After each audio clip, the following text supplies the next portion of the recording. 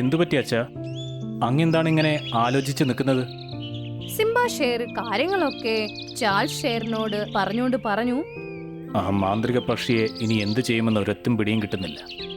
ഞാൻ ഇനിയും അതിനെ തടഞ്ഞില്ലെങ്കിൽ അത് നിന്നെയും കല്ലാക്കി മാറ്റുമെന്ന് തോന്നുന്നു. ആ മാന്ത്രിക പക്ഷിയെക്കുറിച്ച് എനിക്ക് മുത്തശ്ശൻ ഒരുപാട് കഥകൾ പറഞ്ഞു തന്നിട്ടുണ്ട്. വിചിത്രം തന്നെ. അത് ആരെങ്കിലും കല്ലാക്കി മാറ്റിക്കഴിഞ്ഞാൽ കുറച്ച് ദിവസം കഴിഞ്ഞ് അപ്രത്യക്ഷമാവുന്നതാണ്. പിന്നെ അവരെങ്ങോട്ടാ പോകുന്നത്? നമുക്കെന്തായാലും ഇതിന്റെ രഹസ്യം കണ്ടുപിടിക്കണം അച്ഛാ. ഹാരി ചെന്നായ സ്വന്തം ഭാര്യ ബ്രൗണിയുടെ കൂടെ രാത്രി സമയത്ത് കാട്ടിലൂടെ ഓടുകയായിരുന്നു. ഓടി എന്റെ കാല് തളരുന്നു. അല്ലെന്ന് നമ്മൾ എന്തിനാ ഓടുന്നത്? കാരണം ഈ പ്രദേശത്തൊരു മാന്ത്രിക പക്ഷിയുണ്ട്. ഇത് കേട്ട് പെട്ടെന്ന് ബ്രൗണി അങ്ങ് നിന്നുപോയി. അവൾ എന്നിട്ട് ഭർത്താവിനോട് പറഞ്ഞു, മാന്ത്രിക പക്ഷിയോ? മനസ്സിലായില്ല എനിക്ക്. ഒരു മാന്ത്രിക മൂങ്ങ ഈ പ്രദേശത്ത് താമസിക്കുന്നുണ്ടത്രേ. അത് ഇവിടെയുള്ള ഓരോ ജീവിയോടും കുഴപ്പിക്കുന്ന ചോദ്യം ചോദിക്കും. അതിനിപ്പോ ഇവിടെ പേടിക്കാൻ എന്താ ഉള്ളേ? അത് ചോദിക്കുന്ന ചോദ്യത്തിന് നമ്മൾ ശരിയായി ഉത്തരം നൽകിയിട്ടില്ലെങ്കിൽ തന്റെ മുമ്പിലിരിക്കുന്ന ആരായാലും അതിനെ കല്ലാക്കി മാറ്റിക്കളയും. കല്ലായി മാറി കുറച്ചു ദിവസം കഴിഞ്ഞാൽ അത് അവിടെ നിന്ന് അപ്രത്യക്ഷമാവുകയും ചെയ്യും. അതെ, എന്റെ മുഖം നോക്കി നിൽക്കാതെ മനുഷ്യ ഒന്ന് ഓട്. അവരോടി കുറച്ചു ദൂരം എത്തിയതേ ഉണ്ടായിരുന്നുള്ളൂ. അപ്പോഴേക്കും ഒരു പക്ഷിയുടെ ശബ്ദം അവരുടെ കാതുകളിൽ വന്നു. നിങ്ങളെ രണ്ടുപേരെയും ഞാൻ കണ്ടു കഴിഞ്ഞു. ഇനി ഓടി രക്ഷപ്പെട്ടിട്ട് ഒരു കാര്യവുമില്ല. അവര് രണ്ടുപേരും അവിടെ നിന്നുപോയി. അവര് നോക്കുമ്പോൾ വലിയൊരു മരത്തിന്റെ മുകളിലായിട്ട് ഒരു വലിയ ഉരുണ്ടിരിക്കുന്ന നീല നിറത്തിലുള്ള മൂങ്ങയിരിക്കുന്നു. അതവരെ നോക്കിക്കൊണ്ടേയിരുന്നു. എന്നിട്ട് ഈ മൂങ്ങ അവരെ നോക്കി പറഞ്ഞു, ഞാനാണ് ആ മാന്ത്രിക പക്ഷി. ഇനി നിങ്ങൾ ഒരടി മുൻപോട്ട് വെച്ച് കഴിഞ്ഞാൽ നിങ്ങൾ ഉടനെ തന്നെ കല്ലായി മാറും. ഞങ്ങളെ പോവാൻ അനുവദിക്കേ? തീർച്ചയായും അനുവദിക്കാം. ആദ്യം എൻ്റെ ചോദ്യത്തിന് ഉത്തരം നൽകുക. എന്തായാലും ഞങ്ങൾ കുടുങ്ങി. എന്നാ നിങ്ങൾ ചോദ്യം ചോദിക്കേ. ശരി, നിങ്ങളുടെ മുമ്പിൽ 2 വനങ്ങളുണ്ട്. ഒരു വനം നിറയെ മാംസം നിറഞ്ഞു കിടക്കുകയാണ്. ഇനി രണ്ടാമത്തെ കാട്ടിലാകട്ടെ ഭക്ഷണത്തിന്റെ ഒരു അടയാളം പോലും എവിടെയുമില്ല. ഇതിൽ നിങ്ങൾ ഏത് കാട്ടിലേക്ക് പോവും? ഇത് വളരെ എളുപ്പമുള്ളൊരു ചോദ്യമാണല്ലോ. ഞാനാകെ പേടിച്ചു പോയി.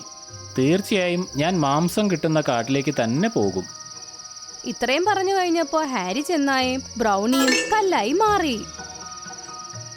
നീല നിറത്തിലുള്ള മൂങ്ങ കിരണങ്ങൾ വന്ന് അവിടുന്ന് അപ്രത്യക്ഷമായി.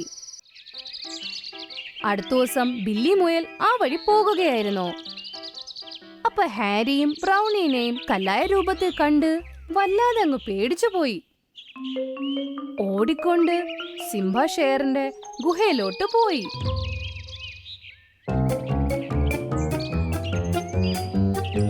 എന്തു പറ്റിയില്ലേ? നീ എന്താ ഇങ്ങനെ പരിഭ്രമിച്ചു നിൽക്കുന്നത്? മഹാരാജാവേ, പേടിച്ചതെന്താണോ അതന്നെ സംഭവിച്ചു. നിങ്ങളുടെ അതിഥി കല്ലായി മാറിയിരിക്കുന്നു. നീ പറയുന്നത് ഹാരിയെയും ബ്രൗണിയെയും കുറിച്ചാണോ? അതെ മഹാരാജാവേ, ഞാനിപ്പോ അത് കണ്ടിട്ട് വന്നതാ. എനിക്ക് തോന്നുന്നത് ആ മാന്ത്രിക പക്ഷി അവര് രണ്ടുപേരെയും കല്ലായി മാറ്റി. ഇനി കുറച്ചു കഴിയുമ്പോ ആ കല്ലും അവിടുന്ന് മാഞ്ഞു പോകൂലേ? ഇത്രയും പറഞ്ഞ് ബില്ലി മുയൽ അവിടെ നിന്ന് പോയി. അങ്ങനെ സിംഹഷേർ ഈ കാര്യങ്ങൾ ആലോചിച്ച് അങ്ങനെ ഇരിപ്പായി. അപ്പോഴേക്കും അവിടെ മോൻ ചാൾസ് ഷേർ അങ്ങോട്ടേക്ക് വന്നു. അവനൊരു യുവാവായിരുന്നു. എന്തു പറ്റി അച്ഛാ? അങ്ങെന്താണ് ഇങ്ങനെ ആലോചിച്ച് നിൽക്കുന്നത്? സിംബ ഷേർ കാര്യങ്ങളൊക്കെ ചാൾസ് ഷേറിനോട് പറഞ്ഞു. ആ മാന്ത്രിക പക്ഷിയെ ഇനി എന്തു ചെയ്യുമെന്ന് ഒരൊത്തും പിടിയും കിട്ടുന്നില്ല. ഞാൻ ഇനിയും അതിനെ തടഞ്ഞില്ലെങ്കിൽ അത് നിന്നെയും കല്ലാക്കി മാറ്റുമെന്ന് തോന്നുന്നു. ആ മാന്ത്രിക പക്ഷിയെക്കുറിച്ച് എനിക്ക് മുത്തശ്ശൻ ഒരുപാട് കഥകൾ പറഞ്ഞു തന്നിട്ടുണ്ട്. വിചിത്രം തന്നെ. അത് ആരെങ്കിലും കല്ലാക്കി മാറ്റിക്കഴിഞ്ഞാൽ കുറച്ച് ദിവസം കഴിഞ്ഞ് അപ്രത്യക്ഷമാവുന്നതാണ്. പിന്നെ അവരെങ്ങോട്ടാ പോകുന്നത്? നമുക്കെന്തായാലും ഇതിന്റെ രഹസ്യം കണ്ടുപിടിക്കണം അച്ഛാ. സിംബ ഷേറിന്റെ മകൻ ചാൾസ് നല്ല ബുദ്ധിയുള്ളവനും മിടുക്കനുമായിരുന്നു. ചാൾസ് ഷേർ ആ മരത്തിന്റെ അടുത്ത് പോയി. അവിടെയാണ് നീല നിറത്തിലുള്ള മൂങ്ങ ഇരിക്കുന്നത്. താൻ ഈ കാട്ടിലെ രാജാവ് സിംബയുടെ മകനല്ലേ? ഈ കാടിന്റെ അടുത്ത രാജാവ്. നീ ഇതുവഴി പോകുന്നവരോടെല്ലാം കുഴപ്പിക്കുന്ന ചോദ്യം ചോദിക്കാറുണ്ടല്ലേ? പിന്നെ അവരെ കല്ലാക്കി മാറ്റാറുണ്ടല്ലേ? നിന്റെ ചോദ്യം എന്താ? എന്നോട് ചോദിക്കേ. അപ്പൊ നീ യഥാർത്ഥ സിംഹമായി മാറിയല്ലേ? മൂങ്ങ അവനോടും ആ ചോദ്യം തന്നെയാണ് ചോദിച്ചത്. ഹാരിയോടും ബ്രൗണിയോടും ചോദിച്ചത്. മൂങ്ങ ചോദിച്ച ചോദ്യം കേട്ട് ചാൾസ് ഷേർ നല്ല ആലോചനയിലായി. സ്വയം പറഞ്ഞു, ഈ ചോദ്യത്തിൽ എന്തോ രഹസ്യം ഒളിഞ്ഞു കിടപ്പുണ്ട്. ഞാൻ ഇതിന് വിപരീത ഉത്തരം നൽകും. വെള്ളവും ഭക്ഷണവും ഇല്ലാത്ത കാട്ടിലേക്ക് പോകണമെന്നാണ് ഞാൻ ആഗ്രഹിക്കുന്നത്. ഇതിന് ഉത്തരം നൽകുന്ന ആദ്യത്തെ മൃഗം നീയാണ്. പക്ഷെ ഞാൻ നിന്നെ മറ്റൊരു വനത്തിലേക്ക് മാറ്റുകയാണ്. മാന്ത്രിക മൂങ്ങ അങ്ങനെ പറഞ്ഞതേ ഉണ്ടായിരുന്നുള്ളൂ. ചാൾസ് ഷേർ അവനെ പിന്നെ കാണുന്നത് വേറൊരു കാട്ടിലായിരുന്നു. ആ കാട്ടിൽ ഒരു പച്ചപ്പ് പോലും ഉണ്ടായിരുന്നില്ല. അവിടുത്തെ മരങ്ങളും ചെടികളും ഒക്കെ ഉണങ്ങി വാടിയിരിക്കുകയായിരുന്നു. ആ കാട്ടിൽ ജീവിക്കുന്ന ഒരു പ്രാണിയോ പക്ഷിയോ ഉണ്ടായിരുന്നില്ലായിരുന്നു. ചാൾസ് സ്വന്തമായി പറഞ്ഞു, തീർച്ചയായും ഇവിടെ എന്തോ രഹസ്യമുണ്ട്. അപ്പോ ചാൾസിന്റെ ചെവിയിൽ കുറെ മൃഗങ്ങളുടെ ശബ്ദം കേൾക്കാനിടയായി. ചാൾസ് ആ കേട്ട മൃഗങ്ങളുടെ ശബ്ദത്തിന്റെ അങ്ങോട്ടേക്ക് ഓടാൻ തുടങ്ങി. കുറച്ചേരം കഴിഞ്ഞ് ചാൾസ് ഷേർ ഓടി ഓടി ഒരു ഗുഹയുടെ അടുത്ത് വന്നെത്തി. ചാൾസ് ഷേർ കണ്ടു, ആ ഗുഹയുടെ പുറത്ത് ഒരു വലിയ വലയിട്ടിരിക്കുന്നു. ആ വലയുടെ അകത്ത് ചാൾസ് ഷേറിന്റെ കാട്ടിലെ എല്ലാ മൃഗങ്ങളും അതിന്റെ അകത്തുണ്ടായിരുന്നു. കല്ലായി മാറിയ മൃഗങ്ങളൊക്കെ അവിടെയായിരുന്നു ഉണ്ടായിരുന്നത്. അപ്പോഴാണ് ചാൾസ് ഷേർ കാണുന്നത് ഹാരി ചെന്നായി ബ്രൗണീനെയും. ഞങ്ങളെ ഇവിടെ നിന്ന് പുറത്തേക്ക് കൊണ്ടുപോകൂ, എന്നെയും കൂടെ. ചാൾസ് ഷേർ അവന്റെ തല കൊണ്ട് ആ വല മുറിക്കാൻ നോക്കി. അപ്പോൾ പെട്ടെന്ന് ചാൾസ് ഷേർ അപ്രത്യക്ഷമായി ഒരു തടാകത്തിൽ ഒരു നീല നിറത്തിലുള്ള കഴുകന്റെ അടുത്ത് എത്തി. ഇതെന്ത് രഹസ്യമാണ്? ഞാൻ എങ്ങനെയാണ് ഇവിടെ എത്തിയത്? ഇതൊരു മാന്ത്രിക കാടാണ്. നിന്റെ കാട്ടിലെ പ്രാണികളെ നിനക്ക് രക്ഷപ്പെടുത്തണമെങ്കിൽ കുറച്ച് ദൂരെയുള്ള ഒരു ഗുഹയിൽ നീ പോകേണ്ടി വരും. ഗുഹയോ? ഏത് ഗുഹ? ആ ഗുഹയുടെ അകത്ത് ഒരു മാന്ത്രിക കുറുക്കനുണ്ട്. അതിനെ നീ കൊല്ലേണ്ടി വരും. പക്ഷെ ഒരു കാര്യം ഓർക്കണം, അതിനെ കൊല്ലാൻ അത്ര എളുപ്പമൊന്നുമല്ല. അത് മരിച്ചാൽ അതിന്റെ രഹസ്യം എനിക്കറിയാം. അത് മരിച്ചാൽ എല്ലാം ശരിയാകും. നീ ചോദിച്ച ചോദ്യങ്ങളുടെ ഉത്തരം നിനക്ക് കിട്ടും. എങ്കിൽ ശരി, എന്നെ ആ ഗുഹയുടെ അടുത്തേക്ക് കൊണ്ടുപോകൂ. നീലക്കഴുകൻ ആ ഗുഹയിലോട്ട് ഓടാൻ തുടങ്ങി. ചാൾസും അതിന്റെ പുറകെ തന്നെ ഓടാൻ തുടങ്ങി.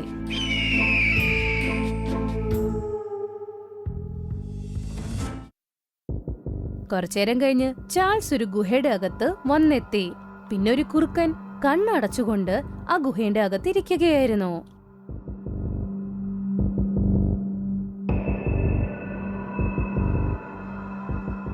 അവസാനം ഭവിഷ്യവാണി പോലെ തന്നെ നീ ഇവിടെ വന്നെത്തി. എന്ത് പ്രവചനം? ഭവിഷ്യവാണി അനുസരിച്ച് സിംഹ ഷേറിന്റെ മകൻ ഇവിടെ വരുമെന്നുണ്ടായിരുന്നു. എന്നെ വന്ന് കൊല്ലും. സത്യം പറ, നീ ആ മാന്ത്രിക പക്ഷി ചോദിച്ചതിന്റെ ഉത്തരം തിരിഞ്ഞല്ലേ പറഞ്ഞത്? വിട്ടുതരം പറയരുത്. എന്റെ കാട്ടിലെ മൃഗങ്ങളെല്ലാം വിട്ടയക്കേ.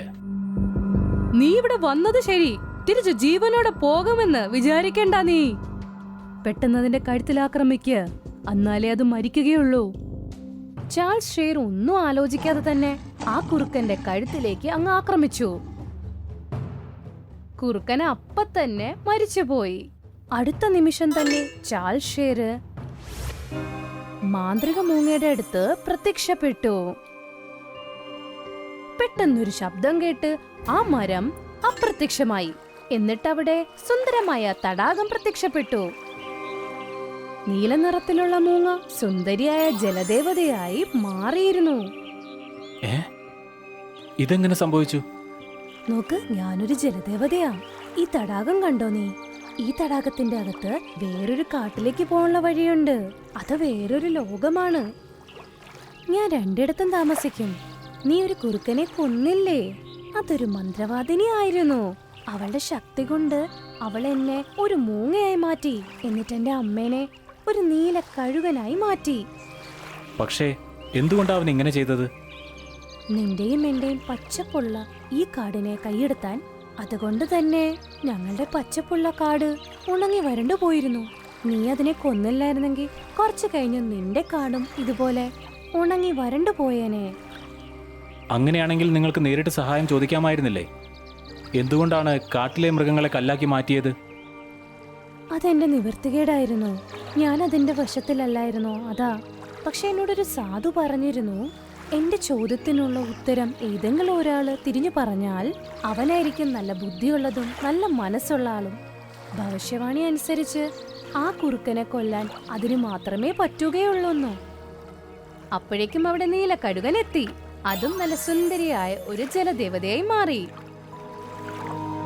ആ ദേവത സ്വന്തം മാന്ത്രിക വഴിയെടുത്തൊന്ന് കറക്കി. അപ്പോഴേക്കും തന്നെ ചാൽഷേറിന്റെ കാട്ടിൽ നിന്നും പോയ മൃഗങ്ങളൊക്കെ തന്നെ അവിടെ പ്രത്യക്ഷപ്പെട്ടു. നിന്റെ കാട്ടിലെ ഏതൊക്കെ മൃഗത്തിനെയാണോ ഞാൻ കല്ലായി മാറ്റിയത്, അവരൊക്കെ തിരിച്ചു വന്നിട്ടുണ്ട്. ഇത്രയും പറഞ്ഞുകൊണ്ട് രണ്ട് ജലദേവതയും ആ തടാകത്തിന്റെ അകത്ത് പോയി. എല്ലാരും കാട്ടിൽ സന്തോഷത്തോടെ ജീവിക്കാൻ തുടങ്ങി.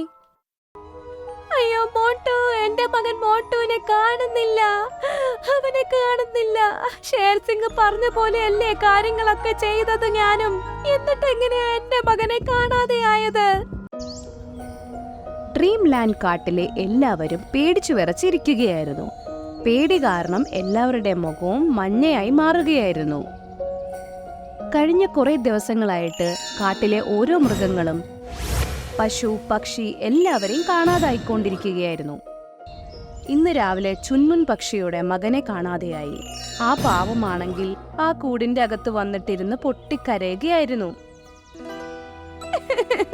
എന്റെ മോൻ, എന്റെ കുഞ്ഞു മോൻ എവിടെ പോയി? രാവിലെ ഒരു കുഴപ്പമില്ലാതെ ഇവിടെ ഇരുത്തിയിട്ട് പോയതാ. ആഹാരം കൊണ്ട് വൈകുന്നേരമായപ്പോ വന്നപ്പോ അവനെ കാണുന്നില്ല. അവനാണെങ്കിൽ ചിറക് പോലും വന്നിട്ടില്ല. എവിടെ പോയി കിടക്കുവാ എന്റെ പൊന്നു മോനെ? കാട്ടിലെ കുറെ മൃഗങ്ങൾ ചിൻപുൻ പക്ഷിനെ സമാധാനിപ്പിക്കുകയായിരുന്നു. എന്തു തന്നെയാണെങ്കിലും ഒരു അമ്മയ്ക്കല്ലേ ഒരു മകൻ നഷ്ടപ്പെട്ടതിന്റെ വിഷമം മനസ്സിലാകുള്ളൂ. കാരണം അമ്മ എന്ന് പറയുന്നത് എന്നും അമ്മ തന്നെയാണ്. പിന്റു കുരങ്ങൻ ചുൻമുൻ പക്ഷിയുടെ നല്ലൊരു സുഹൃത്തായിരുന്നു. അവനും അവിടെ വന്ന് അവളുടെ കണ്ണുനീര് തുടച്ച് അവളോട് പറയുകയായിരുന്നു, ജന്മുൻ, നീ എന്തോരം കരയും? ഞങ്ങൾ നിന്റെ കുഞ്ഞിനെ നോക്കുന്നില്ലേ? പിന്നെ നീ എന്തിനാ ഇങ്ങനെ വിഷമിക്കുന്നേ? ഞങ്ങൾ എല്ലാവരും ഇല്ലേ? പിന്റു, ഞാനൊരു അമ്മയാണ്. പക്ഷെ ഇത് പറയാൻ പാടില്ലെന്നറിയാം, എന്നാലും പറയാ. ഈ കാട്ടിലെ എത്ര മൃഗങ്ങളെയാണ് നമുക്ക് കഴിഞ്ഞ ദിവസം തൊട്ട് കാണാതെയായത്? അവരിതുവരെ തിരിച്ചു വന്നിട്ടില്ല. നമ്മൾ എത്ര അന്വേഷിച്ചു, എന്നിട്ട് വന്നു അവര്. ഇങ്ങനെ പറഞ്ഞു വീണ്ടും ചുൻമുൻ കരയാൻ തുടങ്ങി. ലക്കി ആനയായിക്കോട്ടെ, ടിങ്കു കൊക്കായിക്കോട്ടെ, ഡെഞ്ചു കഴുതി ആയിക്കോട്ടെ, ചേത്ത കുതിര ആയിക്കോട്ടെ, എല്ലാവരുടെ കണ്ണില് കണ്ണുനീർ മാത്രമായിരുന്നു. കഴിഞ്ഞ മാസം തന്നെയായിരുന്നു ചുൻമുന്റെ മോന്റെ ബർത്ത്ഡേ അവർ ആഘോഷിച്ചത്. എല്ലാവരും എന്ത് സന്തോഷത്തിലാണ് ആഘോഷിച്ചത്. പക്ഷെ ഇപ്പൊ കണ്ടില്ലേ, എല്ലാം ഒറ്റയടിക്ക് അവസാനിച്ചതുപോലെയാണ് തോന്നുന്നത്. നമ്മുടെ ഈ കാടിന് എന്തോ ദൃഷ്ടിപ്പെട്ടു ടിങ്കിച്ചേട്ടാ. എന്തൊരു സന്തുഷ്ടരായിരുന്നു നമ്മളിവിടെ. എന്തു പറയാനാ ടിങ്കു, എനിക്കൊത്തിരി സങ്കടമുണ്ട്. നമ്മുടെ ഈ നല്ല കാട്ടിൽ നിന്നും ഇവിടെ താമസിക്കുന്ന ഓരോ സുഹൃത്തുക്കളും ഓരോ ദിവസവും കാണാതായാൽ പിന്നീട് ഈ കാട്ടിൽ ആരും തന്നെ ഉണ്ടാവില്ല. മൊത്തം ശൂന്യമായി പോകും. ഇതും പറഞ്ഞിട്ട് ടിങ്കു കൊക്കിന്റെ കണ്ണങ്ങ് നിറഞ്ഞു വന്നു.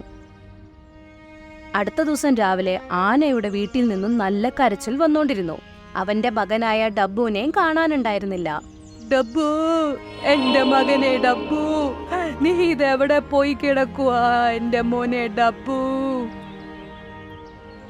ഇതെന്തായി സംഭവിക്കുന്നത് ഇവിടെ? ഇതെന്തായി സംഭവിക്കുന്നത്? ഈ പ്രശ്നത്തിൽ നിന്ന് നമുക്ക് എങ്ങനെ മോചനം കിട്ടും? ഒന്നും എനിക്ക് മനസ്സിലാവുന്നില്ല. കാട്ടിലെ എല്ലാ മൃഗങ്ങളും ഒരുമിച്ച് ഒരു മീറ്റിംഗ് വെച്ചു. കാട്ടിലെ രാജാവായ ഷേർ സിംഗിന് ഈ കാര്യങ്ങളൊക്കെ ആലോചിച്ച് ഭയങ്കര വിഷമമായിരുന്നു. അവനും ഭയങ്കര ആഗ്രഹമായിരുന്നു ഡ്രീം ലാൻഡിനെ ഈ പ്രശ്നത്തിൽ നിന്ന് രക്ഷപ്പെടുത്തണമെന്ന്. അവൻ ആലോചിച്ചിട്ട് ഒരു വഴിയും കാണുന്നില്ല. ചെയ്യണമെങ്കിൽ എന്ത് ചെയ്യുക? അവസാനം അവൻ ഒരു തീരുമാനം അങ്ങ് എടുത്തു. എന്റെ പ്രിയപ്പെട്ട കൂട്ടുകാരെ, നമ്മൾ വലിയൊരു വിപത്തിലാണുള്ളത്.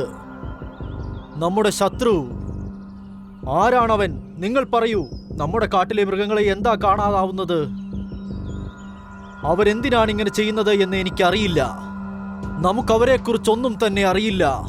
പിന്നെ നമ്മൾ അവരുടെ ആക്രമണത്തെ എങ്ങനെ നേരിടും? നമ്മൾ എന്തു ചെയ്യും സിംഹരാജൻ? ഇങ്ങനെ പോയാൽ നമ്മുടെ കാട് ശൂന്യമായി തീരും. ഡ്രീം ലാൻഡ് ജംഗിൾ നമ്മൾ എത്ര സന്തോഷത്തോടെയാണ് ഉണ്ടാക്കിയത്. ഇതിങ്ങനെ നശിച്ചു പോകുന്നത് എനിക്ക് കാണാൻ വയ്യ. ഇതും പറഞ്ഞിട്ട് ലക്കി ആന ഭയങ്കര വിഷമത്തോടെ വീണ്ടും പൊട്ടി പൊട്ടി കരയാൻ തുടങ്ങി. ലക്കി ഭായ്, വിഷമിക്കാതിരിക്കുക, തളരരുത്. ആ ദിവസം ഷേർ സിംഗ് ഡ്രീം ലാൻഡിന്റെ ആൾക്കാർക്ക് വേണ്ടി ഒരു നിയമം അങ്ങ് ഉണ്ടാക്കി.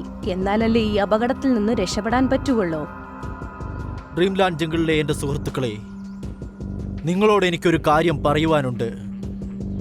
നമ്മൾ ഈ പ്രശ്നത്തിനൊരു പരിഹാരം കാണുന്നതുവരെ എല്ലാവരും വീട്ടിനുള്ളിൽ തന്നെ ഇരിക്കണം.